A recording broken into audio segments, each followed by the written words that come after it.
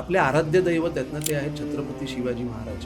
आणि त्यांनी आपल्याला स्वाभिमान शिकवला. स्वाभिमान आणि अहंकार ह्याच्यामध्ये खूप थिन लाईन आहे. स्वाभिमान म्हणजे मी करू शकतो आणि अहंकार म्हणजे मीच करू शकतो.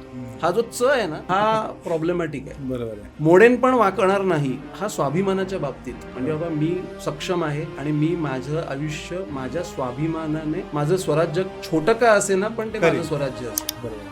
ओके, हा खरा स्वाभिमान झाला. पण इगो जो आहे त्याच्यामध्ये एन्टायटलमेंट येते. सर, एन्टायटलमेंट म्हणजे मला नेहमी चांगल्या पद्धतीने वागणूक मिळाली पाहिजे, माझा मान सन्मान झाला पाहिजे, मला नेहमी पहिल्या रांगेत बसवलं गेलं पाहिजे. ही जी आसक्ती येते इतरांकडनं, तो कुठेतरी मला असं वाटतं की बऱ्याचशा उद्योजकांच्या प्रगतीमधला एक स्पीड ब्रेकर बनतो. सो मला वाटतं स्वाभिमान आणि अहंकार ह्याच्यातला जर फरक कळला, स्वाभिमान जर आपल्याकडे असेल तर आपण व्यवसायामध्ये एक वेळ मी वाकेन पण मोडणार नाही, हा आपल्याला मंत्र आज आपल्या मराठी लोकांना, मराठी उद्योजकांना पर्टिक्युलरली घेतला पाहिजे. मोडेन पण वाकणार नाही, तर बाबा मोडावंच लागेल मग तुम्हाला.